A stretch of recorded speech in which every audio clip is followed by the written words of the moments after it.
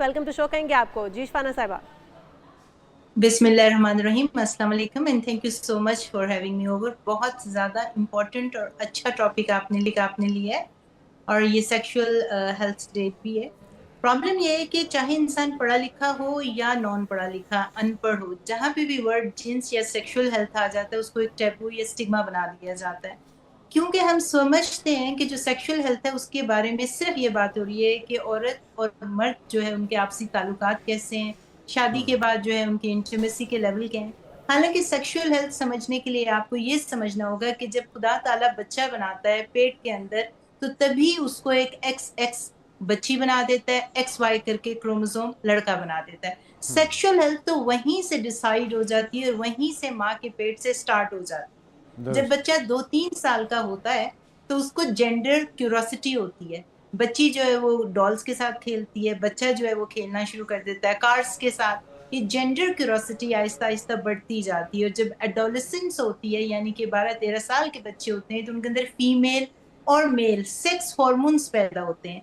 ये sex hormones decide करते हैं उनकी जो पूरी हाइट होती है, उनकी जो ग्रोथ होती है, उनके बगलों के बाल, उनके जो प्राइवेट एरियाज जो होते हैं, उनकी रिप्रोडक्टिव हेल्थ, उनकी ग्रोथ एकदम होती है। और यही चीज इस टाइम पे जो बच्चे होते हैं वो कंफ्यूज होना शुरू हो जाते हैं, क्योंकि उनके अंदर एक सेक्सुअल क्यूरोसिटी भी आती है। अगर इस टाइम पे आप उनको, जब बच्ची की माहवारी स्टार्ट होती है, माँ उसका हाथ पकड़ के इस जर्नी से नहीं बताएगी कि अब जो है तुम एक बच्ची से एक औरत, एक खातून बनने वाली हो। और लड़का जो होता है जब उसके रेजिंग हॉर्मोन्स होते हैं, तो मैगजीन या जाके सोशल मीडिया से सीखेंगे, माँ बाप ने बताना नहीं है, क्योंकि वो समझ रहे हैं जी कि जो सेक्सुअल हेल्थ है वो जी। यहीं से तो स्टार्ट हुई है। उसके दुरुस्त। बाद देखें जब वो आगे जाते हैं तो फिर एक औरत और मर्द की शादी, उनके आपसी ताल्लुकात, फिर जब 40 और 50 साल के होते हैं तो तब भी यही वाले सेक्सुअल हॉर्मोन्स जो होते हैं वो ठीक। फ्लक्चुएट करते हैं, अच्छा, ये जिसकी सारी वजह जो से। इन्फॉर्मेशन है, ये जो फेजेस हैं लाइफ के, ये बहुत ही अहम है और मेरे ख्याल में पेरेंट्स सबसे पहले उनकी जिम्मेदारी है कि अपने बच्चों को इनसे मुतल्लिक आगाही दें, एजुकेशन दें, बजाय इसके कि वो रैंडम इन्फॉर्मेशन या अपने तौर पे अपने हल्का अहबाब में, स्कूल में, क्लास फेलो से सही गलत जिस तरह से इशार भी बात करी थी, क्योंकि इन्फॉर्मेशन इतनी ज़्यादा है और इतनी ज़्यादा गड़बड़ हुई हुई है कि उसके अंदर फ़िल्टर क्या होना है क्या नहीं, ये डिसाइड कौन करे? ये साजा का काम है, पेरेंट्स का काम है, क्योंकि इसी के ऊपर पूरा आपका फ्यूचर डिपेंड कर रहा है। और फिर उस सेहत को, जिनसी सेहत को महफूज कैसे रखना है, उसको अपने फ्यूचर के लिए बचा के कैसे रखना है, ये भी तो बहुत ज़रूरी है शबाना साहबा। जी एब्सोल्युटली, क्योंकि देखिए यही वर्ड हम बात कर रहे थे कि द वर्ड की जो सिलेक्शन है, जो सेक्सुअल का वर्ड आ जाता है तो हम समझते हैं जी उसका सिर्फ एक ही मतलब है। हालांकि वहां से आपकी रिप्रोडक्टिव, आपकी इमोशनल, आपकी सेक्सुअल, आपकी फिजिकल वेलबींग सब आपस में इंटरकनेक्टेड है। दुरुस्त। आपके जितने भी हॉर्मोन्स पैदा हो रहे हैं वो आपके ब्रेन को अफेक्ट कर रहे हैं, जिसकी वजह से आपकी इमोशनल वेलबींग भी आने वाली जो आपकी जिंदगी है वो उसके ऊपर डिपेंड करती है। कोई भी चीज दुरुस्त। एक आप अलग नहीं कर सकते। अब माँ बाप सबसे पहली वो लोग होते हैं जो आपकी बच्ची के ऊपर, जो अपने बच्चों के ऊपर अफेक्ट डाल सकते हैं। जब बच्ची की माहवारी स्टार्ट होती है तो ये किसने, टीचर ने तो नहीं सिखाना ना आपको, ये तो माँ ने। बच्ची का माहवारी से पहले माँ को चाहिए कि बच्ची को बताए कि भी अब तुम इस फेज में जा रही हो, तुम्हारे साथ साथ ये होगा, तुम्हारे अपने रिप्रोडक्टिव, आपकी जो चेस्ट है, आपका जो हेयर है, आपकी जो हाइट है, उसके साथ जब माहवारी आएगी तो क्या होगा, आपने क्या एक्सपेक्ट करना है, गुड टच दुरुस्त। बैड टच क्या होगा। अब वो वाला टाइम पीरियड है जो कि अब आप क्यूरियस होंगे।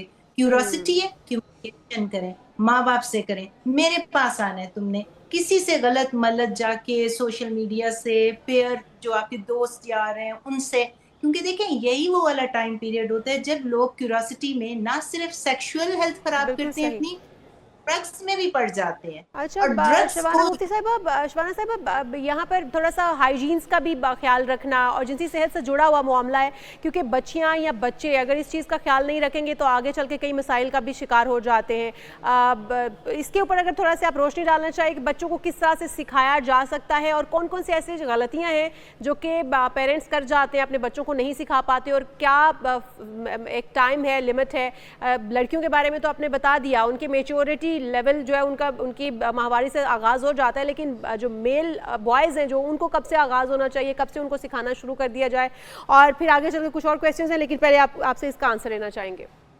देखिए, जो लड़के लड़कियां दोनों जो जेंडर होते हैं, जैसे मैंने आपको बताया कि बहुत पहले उनके अंदर जेंडर क्यूरोसिटी होती है।